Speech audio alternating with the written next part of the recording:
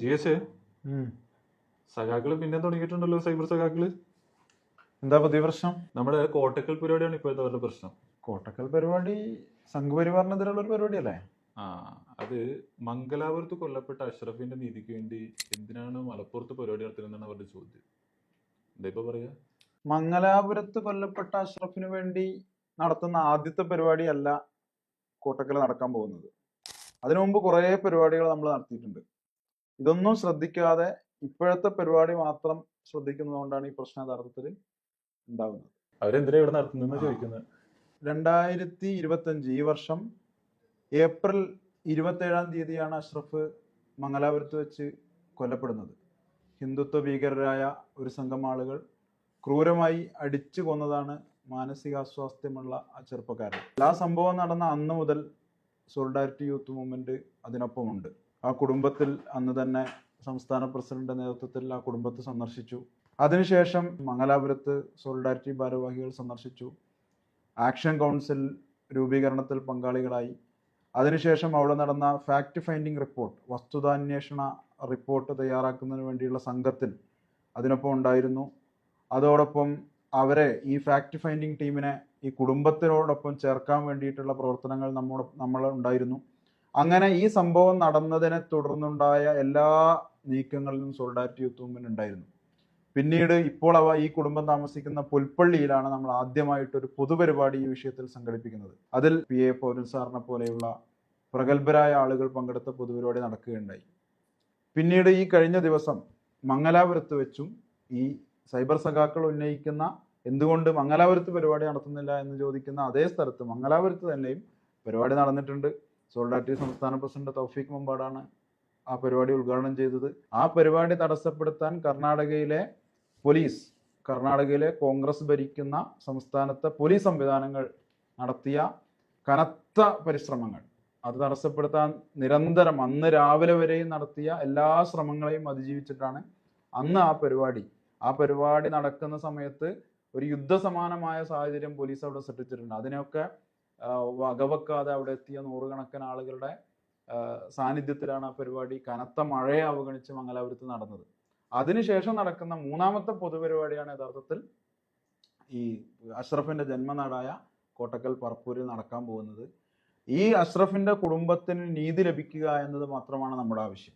നമുക്കിതിൽ മറ്റ് നിഗൂഢമായ താല്പര്യങ്ങളൊന്നുമില്ല. അഷ്റഫിന്റെ CPM വിചാരിച്ചിരിക്കുന്ന അവർക്കെതിരെ പരിപാടിയാന്ന് വിചാരിക്കുന്നത്. അഷ്റഫ് ഓൾറെഡി മലയാളിയാണല്ലോ. അതെ, മലയാളിയായിട്ടുള്ള ഒരാളാണ് കൊല്ലപ്പെട്ടത്. CPM-നും കേരളത്തിലെ സർക്കാരിനും യഥാർത്ഥത്തിൽ ഇതിന്റെ ഉത്തരവാദിത്തത്തിൽ നിന്ന് പൂർണ്ണമായും ഒഴിഞ്ഞു നിൽക്കാൻ കഴിയില്ല. കാരണം കേരളത്തിലെ മലയാളിയായ ഒരാൾ കൊല്ലപ്പെട്ട ഒരു സംഭവത്തിൽ കേരളത്തിലെ രാഷ്ട്രീയ പാർട്ടികൾ, CPM അടക്കമുള്ള രാഷ്ട്രീയ പാർട്ടികൾ എന്ത് സ്റ്റെപ്പാണ് എടുത്തത്, അതിൽ എന്ത് പ്രതിഷേധമാണ് രേഖപ്പെടുത്തിയത്, അവരോട് എന്ത് ഐക്യദാർഢ്യമാണ് പ്രകടിപ്പിച്ചത് എന്ന ചോദ്യം ഒന്നാമതായിട്ടുണ്ട്. രണ്ടാമതായിട്ട് കേരളത്തിലെ ഒരു പൗരൻ എന്ന നിലയിൽ കേരളത്തിലെ സർക്കാർ അതിനോട് എന്ത് വിധത്തിലാണ് പെരുമാറിയത്. നമ്മൾ ഇതിനു മുമ്പ് കൃത്യമായിട്ട് സ്റ്റേറ്റ്മെന്റ് പുറപ്പെടുവിച്ചിട്ടുണ്ട്. നമ്മൾ പറഞ്ഞത് കേരളത്തിലെ ഒരു മലയാളിയായ ഒരാൾ കൊല്ലപ്പെട്ട സംഭവത്തിൽ മുഖ്യമന്ത്രിയും പ്രതിപക്ഷ നേതാവും ഇടപെടണം. നീതി ലഭ്യമാകുന്ന ഈ കുടുംബത്തിന് നീതി ലഭ്യമാക്കാൻ മുഖ്യമന്ത്രിയും പ്രതിപക്ഷ നേതാവും ഇടപെടണം. അതിന് അവർക്ക് ഉത്തരവാദിത്തമുണ്ട്. കർണാടക ഭരിക്കുന്നത് കോൺഗ്രസ് സർക്കാർ ആയതുകൊണ്ട് തന്നെ കേരളത്തിലെ പ്രതിപക്ഷത്തിന് ഇതിൽ റോളുണ്ട്. മലയാളി ആയതുകൊണ്ട് തന്നെ കേരളത്തിലെ മുഖ്യമന്ത്രി ഈ വിഷയത്തിൽ ഒഫീഷ്യലി തന്നെ കർണാടക സർക്കാരിൽ സമ്മർദ്ദം ചെലുത്തി അവർക്ക് നഷ്ടപരിഹാരം ലഭ്യമാക്കാനും അതുപോലെ തന്നെ കേസിൽ പ്രോസിക്യൂഷൻ ജാഗ്രതയോടുകൂടി ഇടപെടാനുമുള്ള നടപടികൾ സ്വീകരിക്കണം. അതിന് മുഖ്യമന്ത്രിയും തയ്യാറാവണം. കർണാടക കോൺഗ്രസ് സർക്കാരിൽ സമ്മർദ്ദം ചെലുത്താൻ പ്രതിപക്ഷവും തയ്യാറാവണം എന്ന് നമ്മൾ ആവശ്യപ്പെട്ടു. നമ്മൾ സ്റ്റേറ്റ്മെന്റ് ഇറക്കി, പ്രതിപക്ഷ നേതാവിനെ കണ്ടു, KPCC പ്രസിഡന്റിനെ നേരിട്ട് കണ്ടു. ഇത്രയൊക്കെ നടപടി ഇപ്പോൾ കോട്ടക്കലിൽ, ഇദ്ദേഹത്തിന്റെ ജന്മദേശമായ കോട്ടക്കലിൽ ആക്ഷൻ കമ്മിറ്റി രൂപീകരിച്ചിട്ടുണ്ട്. ഈ ആക്ഷൻ കമ്മിറ്റി ഭാരവാഹികൾ മുഖ്യമന്ത്രിയെ സന്ദർശിച്ച് ഈ ആവശ്യങ്ങൾ ഉന്നയിച്ചപ്പോൾ അത്ര പോസിറ്റീവായ സമീപനമല്ല മുഖ്യമന്ത്രിയിൽ നിന്നുണ്ടായത് എന്നാണ് നമുക്കറിയാൻ കഴിഞ്ഞത്. അഥവാ ഇപ്പോൾ പിണറായി വിജയൻ കേരളത്തിന്റെ മുഖ്യമന്ത്രി സ്വീകരിച്ചുകൊണ്ടിരിക്കുന്ന സമീപനങ്ങൾ ഇത്ര പോരാ എന്ന് തന്നെയാണ് നമ്മളുടെ ആവശ്യം.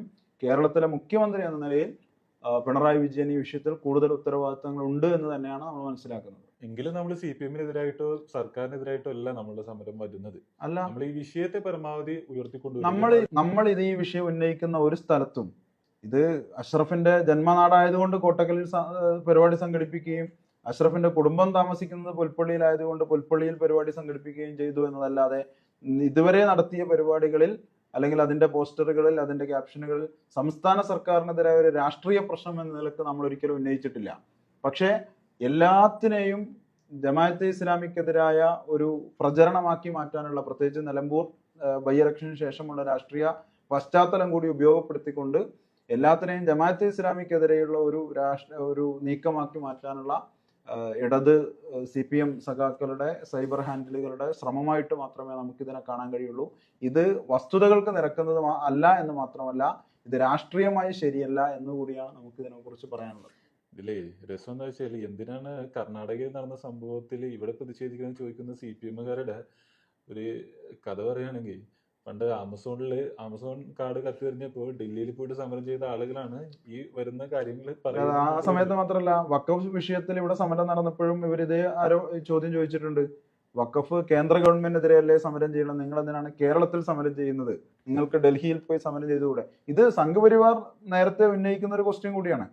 പിന്നെ നോർത്തിൽ എന്തെങ്കിലും സംഭവം നടന്നാൽ, കേരളത്തിൽ പ്രതിഷേധ പ്രകടനം നടന്നാൽ ഉടനെ അവർ ചോദിക്കും, UP സംഭവിച്ചതിന് നിങ്ങൾ എന്തിനാണ് ഇവിടെ സമരം ചെയ്യുന്നത്, നിങ്ങൾക്ക് UP പോയി സമരം ചെയ്തുകൂടെ, അല്ല ഡൽഹിയിൽ പോയി സമരം ചെയ്തുകൂടെ എന്താ പറയാ, ഒട്ടും പൊളിറ്റിക്കൽ അല്ലാത്ത, രാഷ്ട്രീയമായി നിലവാരമില്ലാത്ത ചോദ്യം തന്നെയാണ് ആ അർത്ഥത്തിൽ ഇപ്പോൾ CPM സഖാക്കൾ സൈബർ ഹാൻഡിലുകൾ ഉന്നയിച്ചുകൊണ്ടിരിക്കുന്നത്.